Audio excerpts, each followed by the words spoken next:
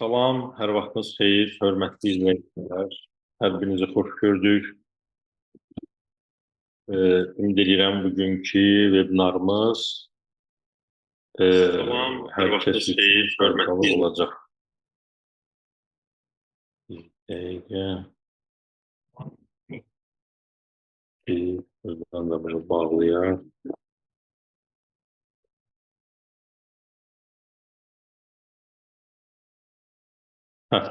Demək, göstəriləcəkdir. Demək, bugün baxacağıq müasir pedaqoji yanaşmalar, hansı ki, bu mövzu müəllimlər işə qəbulu çərçivə sənədinə yeni əlavə olunub, amma əvvəlki illərdə də bununla bağlı direkt birbaşa mövzu ilə bağlı olması da əlaqəli məsələlərlə bağlı testlər, yəni hədəflər qarşısına çıxıb, əsasən sifariş etdikləri suallar. Ümumiyyətlə bilək ki, bu mövzu, məsələn, siz imtahan verəndə istər MIQ, istər sertifikasiya fərq eləmir. Düşəcək sualların, ümumiyyətlə düşəcək suallardan deyəndə bu bəzən yanlış anlaşıla bilər. Yəni, ümumiyyətlə müəllimdə olmalı olan səriştələr, bacarıqlar, hansı ki, imtahanda da məhz bunlar yoxlanılır. Bunların köklü elmi əsası olmalıdır ki, bu da müasir pedaqoji yanaşmaları bilməyimiz lazımdır ki, bir sinifdə hansı üsuldan, hansı yanaşmadan, hansı strategiyadan istifadə edəcəyimizin bir elmi əsasını bilmiş olaq. Yəni, biz bilək ki, məsələn, uşağa sual verilirsə, bu sualın həmən cavabını soruşmuruqsa, bunun əsası nədir, bunu niyə belə edirik? Bunun bir növ elmi cəhətdən mənasını bilmək lazımdır və bu da imtahanda da bu tip bacarıqların, hansı ki, müəllimdə olmalı olan bacarıqlar situasiyalarından soruşulur ki, onun da əsasında elmi cəhətdən demək, müasir pedaqoji yanaşmalar dayanır. Gəldik nəyə? İndi mən sizlə bunu paylaşım. Müasir pedaqoji yanaşmaların içərisində bir neçə pedaqoji yanaşmanın adı keçir.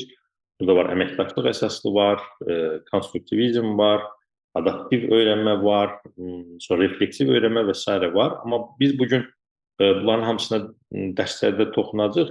Amma bugün sırf konstruktivizm pedaqoji yanaşması, hansı ki, bunların içərisində bir növ ən vaciblərindən biridir. Buna baxmış olacaq.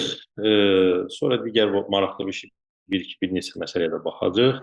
Demək, konstruktivizm pedaqoji yanaşması. Belə,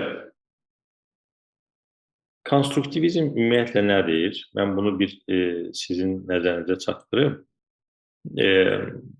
Konstruktivizm belə bir yanaşmadır ki, bu konstrakt sözündəndir, qurmaq sözündəndir. O, Sovet dövründə dəmir konstruktorlar olardı, bir-birinə keçirdərdik.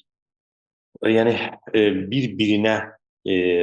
bilikləri bir-birinə keçirdərək, düzüb qoşaraq öyrənmə. Yəni, bunu biraz da sizin üçün atacağım.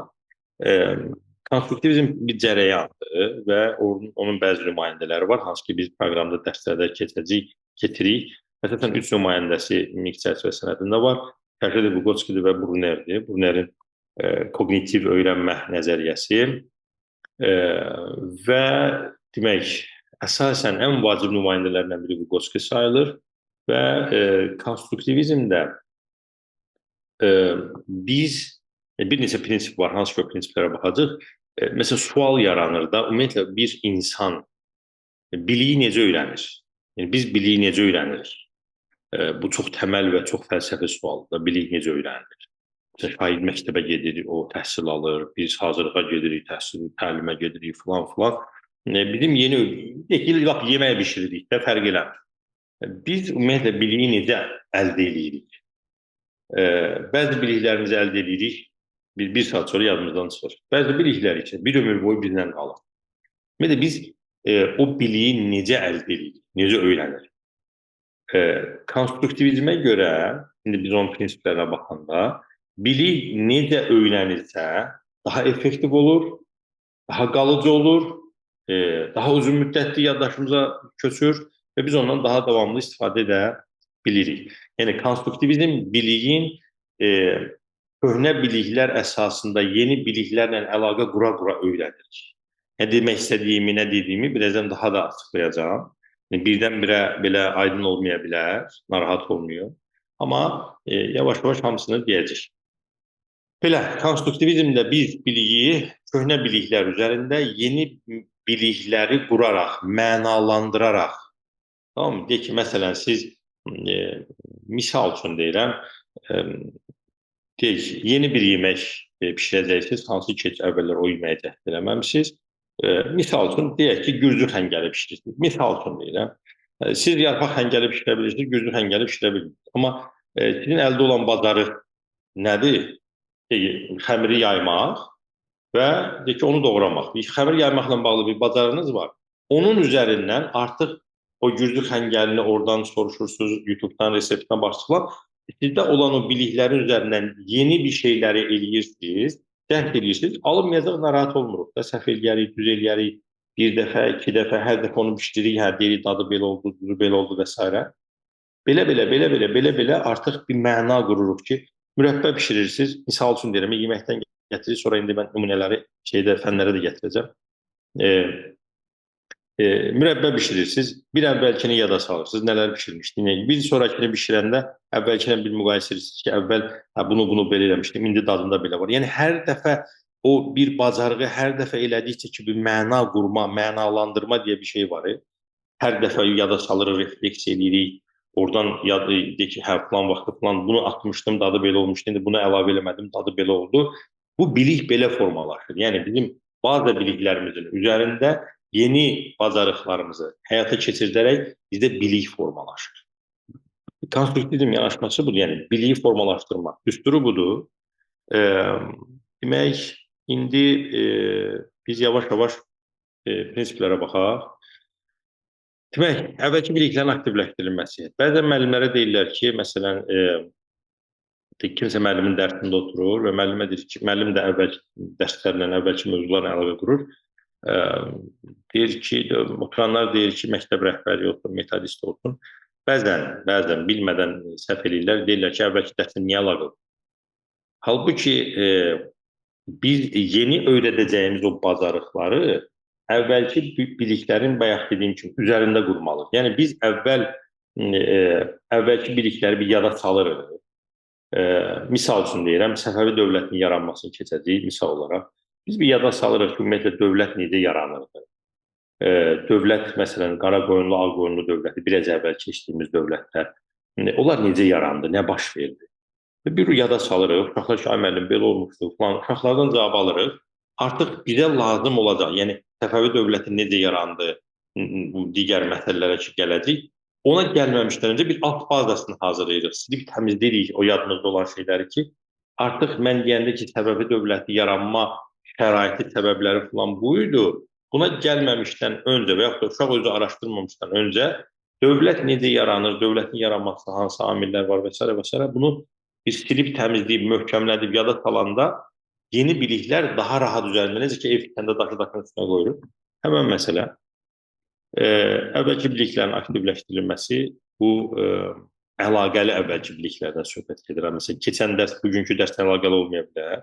Mən bugün öyrətmək istədiyim bilik bacarıqlar, əvvəlki fənnimin əvvəlki bilik bacarıqlarına nə qədər əlaqəlidir?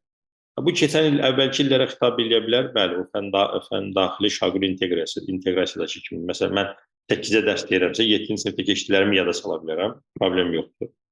Və onun üzərindən qura bilərəm məsələləri. Məsələn, cümlə üzrlərini keçəcəksiniz. Bir əvvəldə nitq hissələrini yada salıb, xəbər, feil, isim falan və s. bunları yada salıb. Ondan sonra cümlə üzrlərinə keçsək, orada sualları falan, isim hansı suallara cavab verdi, feil hansı suallara cavab verdi. Oradan ki, yol alacaq cümlə üzrlərinə. Əvvəlcə o əvvəlki bilikləri yada salıb, eləyəndə daha yaxşı. Bu prinsiplər o demək deyil, bunu biz növbə-növbə eləyək, yox. Bu prinsipləri biz kompleks şəkildə, yəni bir şagirdi öyrədən zaman onun bilik bacarıqlarının mənimsəməsi üçün biz nələri nəzərə almalıyıq? Bax, prinsiplər deyəndə o nəzərdə tutulur. Aktiv öyrənmə, ikinci prinsip. Aktiv öyrənmədə biz yadımıza gəlirsə, ümumiyyətlə, yəni dərslərdə falan hər yerdə, bütün pedaqoji yanaşmalarda biz eləyirik. Əvvəlki marağı cəlb etmə eləyirik də, maraq oyadır, motivasiya dedik. Niyə cəlb etmədən başlayırıq? Çünki uşaqların bir diqqətini cəlb eləməliyik ki, bu cəlb eləyəndən sonra başlayır dərs daha maraqlı keçməyə və aktiv öyrənmədə biz aktiv şəkildə prosesə başlayırıq və şagirdin özü aktiv şəkildə prosesə qoşulur. Yəni biz biri var mühazirə deyirik, otururuq, müəllim mühazirə deyir, biz dinləyirik. Tamam mı? Burada öyrənmə nə qədər effektiv baş verə bilər? Ancaq dinlə. Ancaq müəllim izah eləsin, lövhədə izah eləsin. Ola bilsin ki, müəllim fərqli izah edir. Amma dərsin bütün hissəsini, böyük əksəriyyətli müəllim tərəfindən izah olunması şagirdin aktiv şəkildə öyrənmə prosesinin içində olan adam kimi davranmaması, öyrənmənin içində olmaması o zaman problem yaradır. Yəni problem nə mənada? Yəni effektiv şəkildə öyrənmir. Məlumatı alır, məlumatlarını düşür qısa müddətli yaddaşa, bu dərsdən sonra keçirik o birisi dərsə, gündə 6 saat, 6 dənə dərsimiz var dalbadal. Növbəti müəllimdə yenə məlumat, növbəti məlum. Artıq mən 3-cü, 4-cü dərsdə, 1-ci dərsdə müəllimlə məlumat vermişdi, artıq mən unuduram. Niyə? Aktiv şəkildə cəlb olunmamış. Ona görə mütləq şəkildə prosesin içinə daxil olmaq lazımdır, uşaqları prosesə cəlb etmək lazımdır ki, aktiv öyrənmə baş versin. Yəni, şagird öyrənmə prosesini bunu şuurlu şəkildə başa düşmək lazımdır və imtahanda da testdə düşən sualları bu yöndə mühakimə eləmək lazımdır. Şagird aktiv şəkildə dərs prosesinə cəlb olunmuşsa, o zaman onun öyrənmə keyfiyyəti daha zəif olacaq. Gəldiyi sosial qarşılıqlı əlaqə. Bu, qrup işi dediyimiz, cütlərlə işlədiyimiz, şagird nə vaxt ki, sinif yoldaşları ilə qarşılıqlı ünsiyyətdə olacaq, əlaqədə olacaq, nəyisə bir yerdə bölüşəcəklər, paylaşacaqlar. Nə vaxt ki, ünsiyyətə girəcək, o zaman effektiv öyrənmə baş verəcək. Yəni, biz əvvəlki biliklərlə əlaqə qurduq, uşağı cəlb elədik, bir partası oldu, öyrənən tərəf kimi xış eləyir. Ardınca biz onun da həm də sosial əlaqəsini tək öyrənmə yox deyək ki, uşaqlarla bir yerdə öyrənsin, cütlərlə bir yerdə araşdırsın, oxusun, neynəsin, şagirdlərlə bir yerdə, qrup işində və s. Və nəticədə öyrənmə daha effektiv baş verir. Digər prinsip məna yaratma məsələsidir. Bayaq buna toxundum. Biz öyrəndikcə düşünür, burada bunlar hamısı bir-birinə əlaqəlidir. Məna yaratma, refleksiya. Öyrəndiyimiz məsələlərlə bağlı düşünəndə ondan bir məna yaradırıq. Sən demə, bunu belə etmək lazım imiş.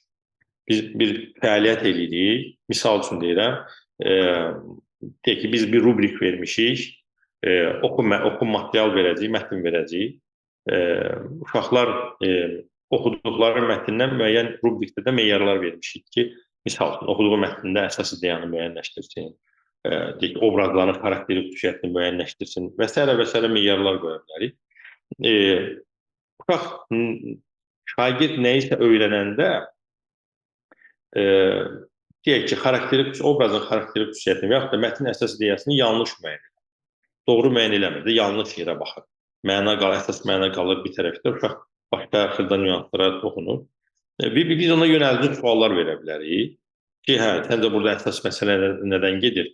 Uşaq bir də oxuyur, baxır ki, əsas söhbət filan şeydən gedir. Deyir ki, indi əsas ideya çıxartmaq üçün, mən çox belə spontan və kobud formada deyirəm, tez anlaşılsın deyə. Deyir ki, əsas burada nədən söhbət gedir, filan şeydən. Bəs bizim çıxardığımız ideya filan şeydən, yox müəllim, burada artıq məna qurur. Yəni, biz öyrəndiyimiz proseslə bağlı. Bu, ola bilsin tək eləsin, ola bilsin müəllimlə eləsin. Misal üçün, kağızdan nəyisə düzəldir. Texnologiya müəllimi tikiş öyrədir. Tikin A növünü öyrədir. Misal üçün deyir. A növünü öyrədir. Uşaqlar tikirlər. Müəllim sonra A növünü izah eləyəndən sonra uşaqlar başlayır tikir. Sonra müəllim A növünün daha detallı xüsusiyyətini verir ki, görür uşaqlar səhv edib, demirdə səhv eləmişsin. Onu bir də daha fərqli formada izah edir uşaqlara və yaxud da göstərir və yaxud da deyək ki, ya nümunəsini göstərir, ya bir də sualda bilir ki, nə demişdik, formatda necə tikmək lazımdır bu tikişi. Uşaqlar deyir ki, filan yerdə filan, tamam, mən buradan filan şey səhv eləmişəm. Özü məna yaratdıqca, özü o prosesi mənalandırıb biliyə gəldikcə daha yaxşı öyrənmiş olur. Və refleksiyadakı adı üstündə biz refleksiyanı davamlı şəkildə etməyimiz lazımdır ki, demək, ümumiyyətlə bunu tək dərsdə yox, həyatda da eləyin. həmişə refleksiyadan istifadə edin. Hər dərsdə eləmək lazımdır. Refleksiya bizim öyrənməyimizlə bağlı geri dönüşümüzdür. Bu məna yaratmaq prosesinə də ciddi təsir edir. Və ümumiyyətlə, dediyim kimi, konstruktivizmdə biz nə qədər aktiv tərəf olsaq, öz öyrənməyimiz barədə düşünsək, insanın, yəni bizim sıxıntımız məktəblərdə, siniflərdə sıxıntımız budur da, düşündürməklə bağlı ciddi problemimiz. Konstruktivizm də deyir ki, biz bir insanı öyrətmək istəyiriksə, düşündürməyə vadar etmək. Çünki insan düşündüyü təqdirdə öyrənmiş olur. Əks halda məlumat yadda saxla, bu müvəqqətidir. Məlumatı yadda saxla, məsələn, MİQA ilə sertifikasiya, MİQA hazırlaşanda, o uzun müddət ki, yadda saxlamaq bacarığı verdi ki, sizin o elə bir hopub ki canınıza, düşündürməyə gələndə artıq sıxıntılar yaşayırıq. Və sizin gözlənti budur. Məsələn, mən öyrənim, plan məlumatları əzbərliyim, termində, odur, budur, əzbərliyim, gedim imtihanda düşsün, yazım. Bəzən deyirlər ki, yox, timing kitabından düşmədi imtihana. Düşünmək lazımdır. Timing kitabından əzbər düşəcək deyə bir şey yoxdur ki. Timing, metodika kitabımız o mövzunu mənimsəmək üçün bir vasitədir. Siz onu mənimsəyəcəksiniz, mənalandıracaqsınız. Biz orada vermişik A mövzusu ilə bağlı nümunə. Siz mənalandırıb onu özününkiləşdirib başqa bir situasiyada tətbiqinə baxacaqsınız. Siz onu mənalandırıb və yaxud da onu mənimsəyib həqiqətən öyrənmişsinizsə, o zaman dediklərimi rahat eləyə biləcəksiniz. Əks halda çətin olacaq. Və nəhayət, fasilitator müəllimin rolu. Müəllim, fasilitator, yəni müəllimin əvvəlki illərin, müəllim deyəndə bizim gözümüzdə hansı bir obraz canlanır da, məlumat verən, lövhədə mövzunu izah edən, can qoyan sinifdə, izah edən, bilməyəni tənbih edən, əsəbləşən, sərt xarakterli, sonra nə bilim, və s. formada bir insan gəlir. Amma müasir dövrdə müəllim şagirdin o bilik, bacarıq öyrənmə dediyi, mənalandırma, öyrənmə, o dərin, aktiv şəkildə cəlb olub özününkiləşdirmə var, o öyrəndiyi bilik, bacarığını özününkiləşdirir. Məsələn, velosiped sürürsünüz, velosiped sürməyi öyrənirsiniz. Bir dəfə sürürsünüz, yıxılırsınız, yanınızda kimsə olur, kömək eləyir, istiqamət verir, o sizin yerində sürmür ki, velosiped. Belə, bir dəfə, 2 dəfə, 3 dəfə siz öyrənirsiniz və onu çox məşq elədikcə öyrənib, düşünürsünüz, fikirləşirsiniz, bunu belə eləyəm, gələn dəfə bunu belə eləyim, gələn dəfə bunu eləyim. Bu məna qura-qura siz daha yaxşı mənimsəmiş olursunuz. Yəni, nə qədər ki, öyrəndiyimizin içərisinə giririk, o qədər çox öyrənmiş olur və müəllimin də burada rolu bizə hazır məlumat ötürən tərəf deyil. Bizi öyrənməyə vadar edən tərəf. İstiqamət verən, yön göstərən, istiqamətləndirici suallar verən, səhv eləyəndə həmən müdaxilə eləyən yox. Səhv eləmişik, mən dərsin fikirlərimi izah edirəm, müəllim görür ki, mən səhv izah edirəm, sözümü kəsmir. O, buraxır ki, mən danışım. Bəzən danışdığım yerdə dedim ki, müəllim, bayaq mən səhv dedim filan yeri. Özüm düzəldirəm də, tamam, belə olması lazım. Yoxsa biz səhv eləyən kimi müəllim həmən sözümüzü kəssin, bizə geri dönüş eləsin ki, niyə oxumamısan filan. Öyrənmə baş vermir belə olan. Tamam mı? Ona görə müəllimin rolu burada, fasilitator müəllimin rolu, yəni müşahidə edib istiqamət verən, yön göstərən, öyrənmək üçün körpü olan, bir başqa məlumat verən yox, öyrənmək üçün körpü olan şəxsdir. İndi, hörmətli müəllimlər, biz bu mövzunu, gəlin, interaktivlik dedik, aktiv cəlb olunma dedik. İndi sizləri də proses aktiv cəlb eləmək üçün, gəlin, belə bir şey eləyək. Demək, Mr. Time görək, burada suallarınız olsa, suallarınızı cavablandıra bilərik, problem yoxdur. Yəni, sual var ki, bu mövzu sertifikasiya düşəcəkmi?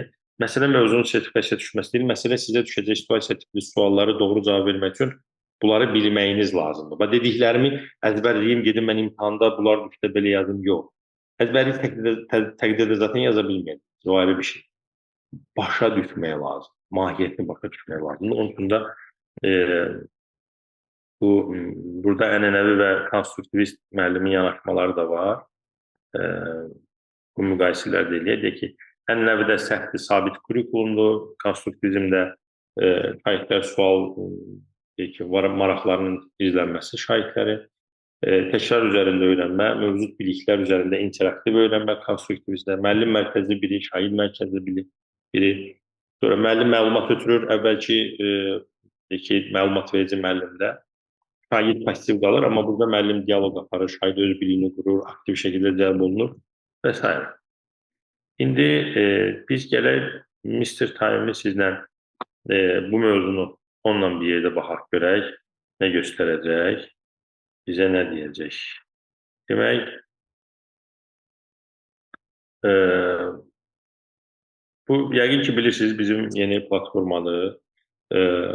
Bundan artıq bunu yaxşı mənimsəyə bilsəz, artıq mənə də ehtiyacınız qalmayacaq və kifayət qədər müstəqil şəkildə öyrənə biləcəksiniz. Və mən hazırda bunun bir neçə demək yoxlayaq. Ekranda görürsünüz, indi burada tezliklə video yüklənəcək. İndi hələ ki bəzi xırdapara yekunlaşma işləri var, test bankla bağlı. Başım ona qarışıqdır. İndi 2-3 günə inşallah test bankı təhvil verək çapa. Bunun videoları artıq çəkib yerləşdirəcək. Bir günlük işdir. Belə. Burada bu prosesdən yəqin məlumat olanlar var. Burada öyrənmə prosesi var. Sol tərəfdə görürsünüz. Öyrənmənin dəyərləndirməsi var. Mövzu sınağı var.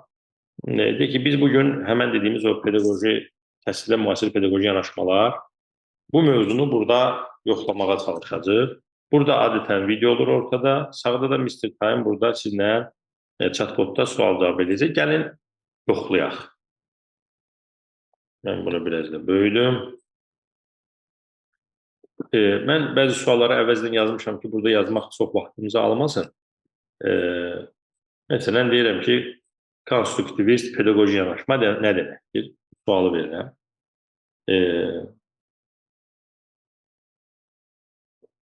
Yazır, çox yaxşı sualdır. Gəlin birlikdə kəşf eləyək. Əvvəlcə səndən başlayaq. Sənin fikrincə ümumiyyətlə şagird özü biliyi qurur, deyəndə nə başa düşülür? Məsələn, müəllim hər şeyi hazır izah eləmək yerinə şagirdin özünü tapmasına şərait yaradır. Bu sənə nəyi xatırladır? Mr. Time-in gözəlliyi ondadır ki, və bu bir növ analogu yoxdur. Yəni, hələ bizim MİQ-ə hazırlanan sertifikasiya, hələ bizim təhsil ictimaiyyətli insanlar Mr. Time-in bu platformanın mahiyyətini, önəmini hələ başa düşməyiblər. Yəni, bundan istifadə edib MİQ sertifikasiya imtahanında uğur qazanmamaq qeyri-mümkün. Tamam, yəni orada elə bir şey yoxdur ki, siz o mövzunu bilməyəsiniz və bu sizə öyrədə bilməsin və siz orada gedib yaza bilməyəsiniz. Yaza bilməyəndə sizin nədən yaza bilməsiniz? Gedib imtihanda cavabı dəyişsəz, ilk birinci götürdüyünüz cavabı dəyişsəz ya da səhv çıxacaq, böyük ölçüdə. Yəni, onun da öz xüsusiyyətləri var da. Birinci götürdüyüm cavabı o vaxt dəyişirəm ki, əvvəl götürdüyüm cavabın səhv olduğuna əminəm. Amma onu səhv eləyəcək, o artıq onun günahı deyil. Orada deyək ki, məsələn, sualı düzgün oxumayacaqsınızsa, o artıq sizin probleminizdir. Orada bir edilməsi var, bir də edilməməsi var. Bir edilməməsi sözünü edilməsi görəcəksə artıq. Yəni, məna, mahiyyət olaraq burada hazırlaşıb, Mr. Time-la hazırlaşıb, metodikadan uğur qazanmama söhbəti yoxdur. Bunu ilkin müəllim bunu tam məsuliyyətlə deyir. Əmin olmasam demərəm. Deyək ki, biz oturuq dərsdə, bunun hansı üstünlükləri var da, 1 saat testləri izah edirik. Mən sizə, burada nə qədər adam qoşduqda düzdür. Eləsinin vaxtı var ki, video qalacaq, sonra oturub baxacaq. Dərslər belədir ki, hər şey o dərsə vaxt, yəni fleksibillik yoxdur, çeviklik yoxdur. Hər kəs o vaxtda dərsdə olmalıdır və ola iştək edə bilən, bilməyən. Bu isə hər kəsə fərdi yanaşır. Nə vaxt sizə uyğundur, oturacaqsınız, öz ehtiyacınıza uyğun sizə geri dönüş edəcək və sizə hazır cavab verməyə əvəzinə yəni düşündürməyə yönəldəcək və siz bundan ünsiyyətdə, Mr. Time-la ünsiyyətdə o mövzunu öyrənə bilməmə anlayışı yoxdur. Tamam mı? Deyək ki, bu sualı verdi. Sonra mən davam edirəm. Başqa növbətli suallar verəcəm. Deyək ki, yazıram ki, bu yanaşmanın hansı pedaqoji yanaşmanın hansı prinsipləri var? Sual verir. Öyrənirik, müzakirə edirik. Hələ artıq daha dərin yerə gedirik, mənə deyir. Konstruktiv yanaşmanın bir neçə prinsipi var. Gəl birlikdə kəşf eləyək. Səncə belə bir sinifdə şagird passiv dinləyici olur, yoxsa aktiv dinləyici? Yəni, bu konstruktivist yanaşmanın tətbiq olunduğu sinifdə şagird passiv dinləyici olur, yoxsa aktiv iştirakçı? Cavabına əsasən ilk prinsipi özünü formalaşdırmağa və ilk prinsipi özünü formalaşdırmağa çalışar. Sən necə düşünürsən? Mən düşüncələrimi səhv, düz yazıram. Dərsdə müəllimə sual verə bilmir kimsə. Məsələn, 30 nəfər, 40 nəfər, 60-70 nəfər dərsdə qurtulur. Biri sual verə bilir, biri başa düşmür, sual verə bilmir. Bunun özünün dezavantajlığı var da, yəni biz diferensiallığı təmin etməkdə çətinlik çəkirik. Çünki o qədər adam, saat yarımlıq dərsdə və s. Amma burada rahat-rahat siz bu o qədər incə detallarına qədər sizi düşünüb hazırlamışıq ki, dediyim kimi də burada öyrənib uğur qazanmamaq məsələsi yoxdur. Sonra deyək ki, mən sualları başqa-başqa suallar verirəm ki, bir sistemi yoxlayım da. Demək, deyirəm ki, konstruktivist yanaşmaya aid mənə situasiyalar.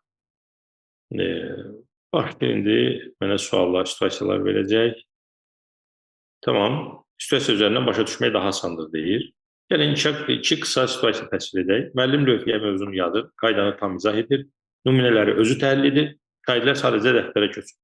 İkinci situasiya, müəllim qruplara müxtəlif tapşırıqlar verir, müzakirələri özləri nəticəyə gəlirlər və s. və s. Səncə bu iki situasiyanın hansında konstruktiv yanaşma daha çox görünür? Mən də yazıram ki, ikincidə. Demək, ikincidə. Birincidə yazsam, ona görə cavab verəcək, geri dönüş eləyəcək. İkincidə yazıram, ona görə geri dönüş eləyir. Tamam. Bəli, düz seçdiyim kimsə də özləri axtarır və s.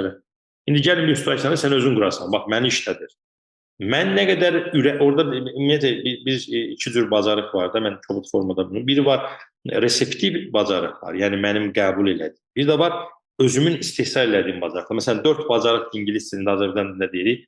Dinləməklə oxur, bacarıq, reseptiv bacarıq. Yəni biz deyək ki, nə isə özümüzdən istehsal eləmirik. Dinləyirik, oxuyuruq, qəbul edirik. Bir də var istehsal edən bacarıqlarımız, yazıdır, danışmadır. Burada biz o özümüzdən cavab yazmaqla prosesə o qədər hakim oluruq ki, imtahanda siz imtahan olsun, bunun müsahibə mərhələsi olsun, metodikadan, ümumiyyətlə müəllim işləyirsiniz, metodikadan o qədər özgüvənli, rahat olacaqsınız ki, dediyim kimi də hər incə detalına qədər bu sizi düşünüb hazırlamışıq. Və bu formada davam edir, mən cavab yazam və s. Yazıram ki, məsələn, əvvəlki biliklərin buradan yazaq. Aktivləşdirməkdə nümunələr verə bilərsən. O prinsip ki, demişdik bayaq.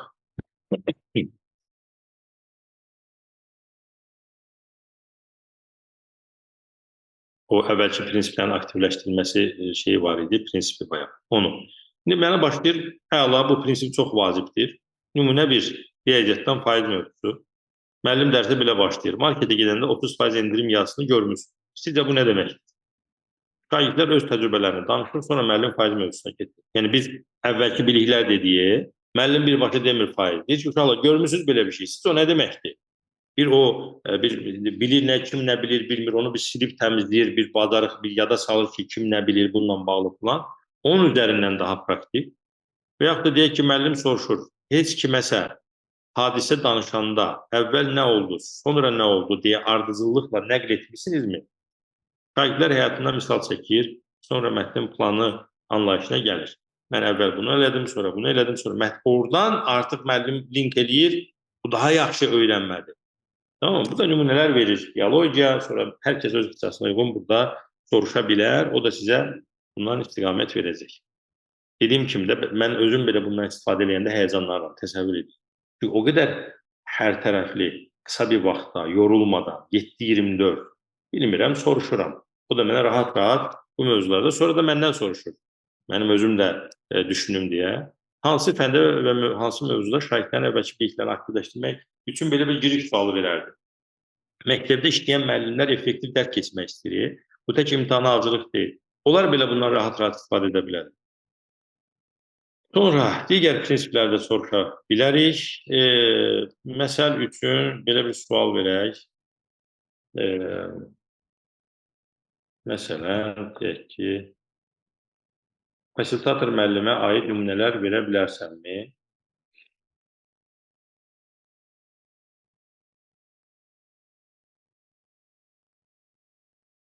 Sual vermişsiniz ki, limit varmı? Günlük limit falan yoxdur, limitsizdir, rahat-rahat oturun söhbət edin. Demək, ara sıra suallara da baxın. Demək, gəlin fasilitator müəllimi təsəvvür edək. Şair bir məsələni həll edə bilmir. Ənənəvi müəllim deyir ki, belə həll olunur. Sözü başlayır həll etməyə. Fasilitator müəllim isə sən bu məsələni hansı yolla başlamağı düşünürsən? Tamam. Bu tip məsələni keçmiş dərslərdə necə həll etmişdik? Yəni müəllim bayaq dediyi yönəldici məsələ. Bax, bir müəllim, bax, universitet oxumuyor. Tam səmimi deyirəm. Deyək ki, diplom lazımdır da müəllim işləmək. Sıfır məlumatla, sıfır baza ilə gəlin, bir insan gəlsin, bax bu şeyləri praktik olaraq kitabdan nəzərini oxudu, elə buradan da videosuna baxdınız, ki, nəzəri olaraq məlumatlar əldə ediniz. Praktik bunlar rahat-rahat. İmtahana da başa düşürmü? Bəli. Praktika lazımdırmı? Bəli. Sinifdə dərs keçməyə praktika lazımdır. Nə qədər müəllim var ki, sinifdə necə dərs keçəcəyini bilmir də. Keçib imtahandan, amma praktik yox. Oturun, bu sizə yol göstərsin də. O plan mövzunu keçəcəm, necə başlayayım? Sual veririk. Plan mövzunu, fotosintezi mövzusunu keçəcəm, necə başlayayım? Plan prinsiplərdən, konstruktivizmdən istifadə edib, necə başlayayım? Başlayacaq sizə deyəcək ki, bax, bunu belə eləmə, belə eləmə, belə. Sonra, daha biraz maraqlı sual verək və burada deyək ki, qrup işi, nümunə 2. Fasilitator müəllim nə edir? Məsələn, qrup işində şahidlər mübahisə edir, iş getmir. Amma fasilitator müəllim nə edir bu məqamda? Yəni, razılaşma qaydanızı özünüz müəyyənləşdirin. Özlərinə prosesi cəlb elədir. Məsələn, əvvəlcə hər kəs fikrini deyir, sonra təsvirimi edirsiniz. Necə olsun, belə mi olsun? Başlayır yönəldici, bunların hər biri də sizə imtahanda düşəcək situasiyalara cavab vermək üçün bununla hazırlaşandan sonra o 20 sual var imtahanda, sertifikasyon 10 sual. Onu siz nə edəcəksiniz? Belə bir növ çox lorid edilsəm, çörək kimi yiyəcəksiniz həmən suallar. Axır oxuduqca çox rahat olacaq da, mühakimə qabiliyyəti çox inkişaf edəcək. Başqa bir sual, ana qızına kələmdə olmaqda bişirmə öyrədir. Fasilitator ana bu prosesdə necə davranmalı? Deyə sual verirəm. Daha rahat başa düşməyəm üçün, deyək ki, elmi cəhətdən başa düşmürəmsə. Kələmdə olmasa mən niyə böyük hərflə yazmışam kələmdə? Peki, çox gözəl gündəlik həyatdan super nümunə seçmişsən, tamam mı? Mənə hələ bir şey də verir yəni. Demək, hazır resepti demir, qızını düşündürür. Səncə kələmdə olmaq üçün nələr lazımdır? Dolma, kələm və s. Əvvəl nəyi etməliyik, sonra nəyi? Sonra addım-addım gedir. Addımları özü etmir, qızına etdirir də, belə deyək. Məsələn, ana özü dolmanı büküb göstərməkdənsə bir-iki dəfə yavaş-yavaş göstərir. Sonra deyir, indi birini də sən bük. Bizdə necə olur? Deyək ki, ana qızın boynunun kökündən bir dənə ilişdir. Sənə deyim, yəni bunu niyə belə elədin falan kimi şeylər. Amma addım-addım, konstruktiv yanaşaraq, o rəy, fasilitator müəllimi xüsusiyyətlərindən biri də düzgün rəy verməkdir. Düzgün rəy verərək istiqamətləndirir. Tamam mı? Səhvlərə görə danlamır, yönəldir. Və demək, qız dolmanı çox bək və boş bükəndə görürsən niyə dağılır? Yəni şey olaraq mühakimə anlamında yox. Gəl biraz daha möhkəm bükməyi yoxlayaq. Səndə alınar və s. dəstəkləyici formada gedir. Daha gəldi indi fənlərlə, demək, misal üçün, deyək ki, ədəbiyyat dərsində Koroğlu dastanında Durna Teli mövzusu var, o dastandan. Həmən mövzunu şagirdlərə bu pedaqoji yanaşmanın prinsiplərinə istifadə edərək necə tədris edə bilərəm? Sual verirəm. Bayaq dediyim məsələ.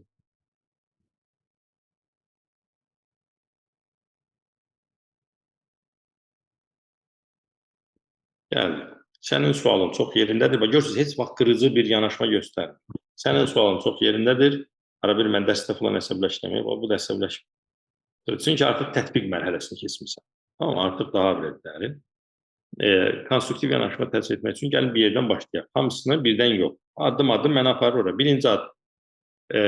Dərsdə çox vaxt əvvəlki biliklərin aktivləşməsi ilə başlanır. Sən də şagirdlərin bu mövzuya hazırlığı üçün dərsin əvvəlində hansı sualı versən daha uyğun olar. Məsələn, bunlardan hansına daha yaxındır sənin fikrin? Koroğlu dastan haqqında nə bilirsiniz? Yaxud da heç kimin saç telini yaxud bir əşyanı xatirə kimi saxladığınız olubmu? Bu sizə nə ifadə edirdi? Bir belə başlaya bilərsiniz. Tamam mı? Mən seçirəm, deyək ki, buradan sonra söhbəti davam elətdirirəm. Davam eləyə gedir. Tamam mı? Deyək ki, bir variant seç, özün başqa giriş sualı təklif et, onun üzərində növbəti addımı quraq. Yəni, mən oturub elə bilməyim lazımdır ki, mənim qarşımda, bunu belə düşünün, mənim qarşımda elə bir şəxs oturub ki, O İlkin müəllimlə də çox bilir. Fənləri də bilir. Metodikan da bilir. Konstruktivistə yanaşır. Və mən buna hər bir şeydə, həm nəzəridə, həm testdə, həm situasiyalarda mən bundan lazım olan dəstəyi ala bilərəm.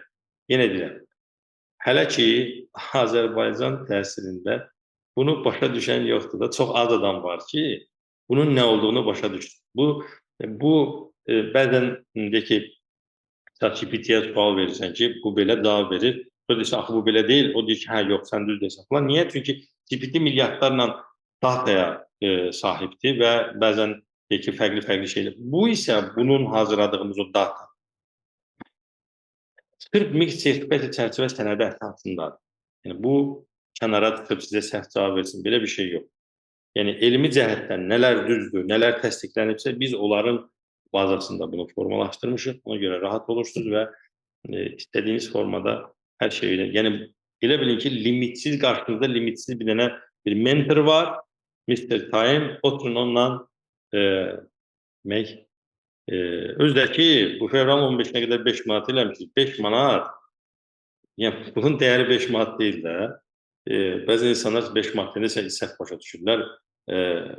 Yəni 5 manat ona görə ki, hər kəs bunu bir dadına baxsın ki, bu nə olan şeydir. Bir ay müddətində. Ondan sonra təbii qiymət 5 manat olmayacaq. Təbii şəkildə olmayacaq. Amma deyək ki, 45 manat düşündür. Amma o 45 manatın daha haqqını verir də. O 45 manat o yəni hazırda deyək ki, 70 manat verirsə, 50 manat verirsə və s. Amma bunun çox üstünlükləri var. Nəysə, indi bunu sonra istifadə edəndən sonra özünüz qərar verirsiniz. Gəldik nəyə? Məsələn, mən burada deyirəm ki, məsələn, A variantını seçərdim. Misal üçün, A variantını seçərdim.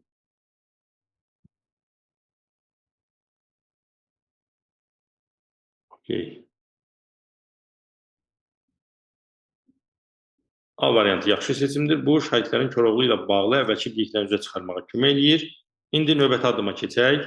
Demək, səncə Durna Teli parçasını oxuyandan sonra şahidlərə elə hansı tapşırığı verərsən ki, verə bilərsən ki, onlar Durna Telinin mənasını özləri aydınlaşdırsınlar. Məsələn, qrup işi, müzakirə və s.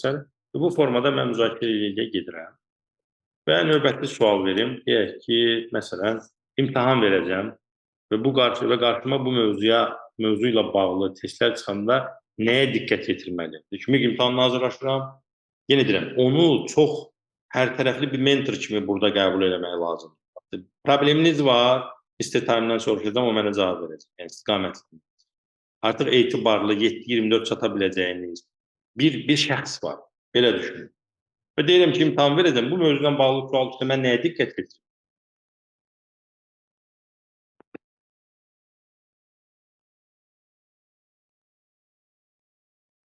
Artıq İlkin müəllim tarix olur da, yavaş-yavaş belə. İmtahan üçün bu mövzuda bağlı testlərdə adətən bu məqamlara diqqət yetirmək lazım. Tərif və mahiyyət, konstruktiv nəyi deyir?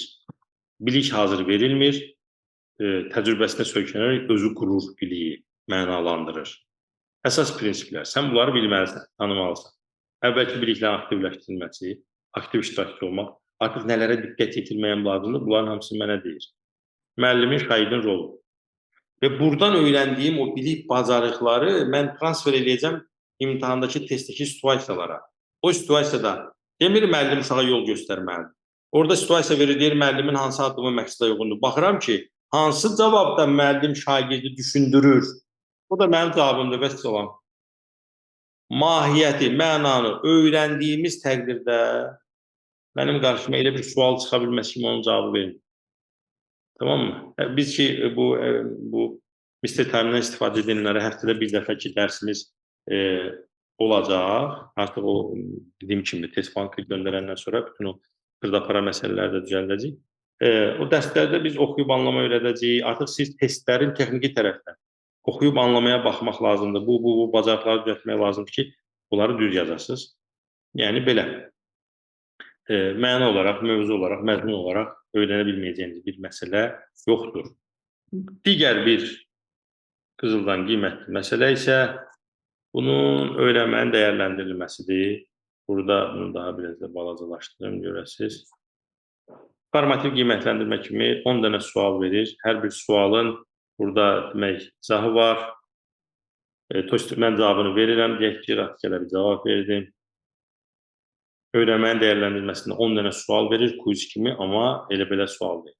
Sualı, izahını da verir. Cavab doğru olmasa da cəhdini yüksək dəyərləndirirəm və başlayır niyə doğru deyil cavabları bir-bir izah edir, bir-bir. Doğru da yazsa, səhv də yazsa. Başa düşmədisə yenə burada yazıb davam edə bilərsiniz söhbət. Tamam mı? 10 dənə belə sual verir. Ta ki o sizdən əl çəkmir. Ta ki bura bir dənə okey yazana qədər. Yəni aydındır yazana qədər davam edirsiniz. Ondan sonra sizə ikinci sual verir. Bunu da elədik. Baxın, öyrənmə prosesində videoya baxdınız. Chatbotla, Mr. Time-la söhbət elədiniz. Sonra keçdiniz 10 dənə dəyərləndirmə sualı elədiniz. İzahları ilə falan baxdınız. Bir boşluğunuz qalmır. O mövzu ilə bağlı bir dənə boşluq qalmır. Ondan sonra sizi daha əmin olmaq üçün sizə mövzu sınağı aktivləşdirilir. Burada gəlirsiniz, şərtlər oxuyursunuz, mövzu sınağına başlayırsınız. 20 sualdan ibarət sizə mövzu sınağı aktivləşdirilir. Ta indi məsələn burada sizin üçün də bunu yoxlayaq. Deyək ki, cavabları yazırıq. Deyək ki, 20 dənəsini də yazmasaz təsdiq edə bilmirsiniz, hesabatı görə bilmirsiniz. Məcbur edir ki, 20-sini də yazarsınız. Bu da bunun başqa bir üstünlüyüdür.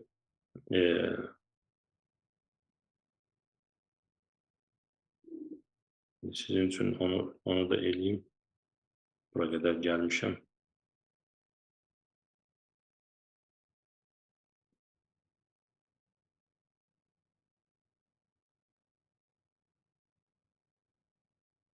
Belə 19 və 20. Eləyəndən sonra nəticələrimi yoxlayıram və mənə bir hesabat hazırlanır. Tamam mı?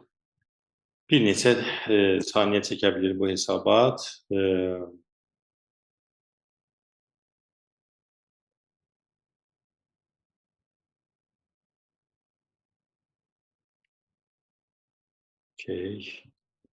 Bu hesabatda mənim güclü tərəfləri, zəif tərəflərim, nəyi düzəltməliyəm, nəyə diqqət yetirməliyəm, bunların hamısını verir.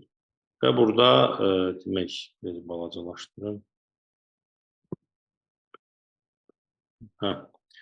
Burada mənə deyir ki, imtahan nəticən 20 dənədən 7 dənə düz yazmışam və hamısında başdan yenə 20 sualın mən nə cavab götürmüşəm, doğru cavab hansıdır, onu verir və ümumi nəticədə deyir, sənin güclü tərəflərin nədir, tamam mı?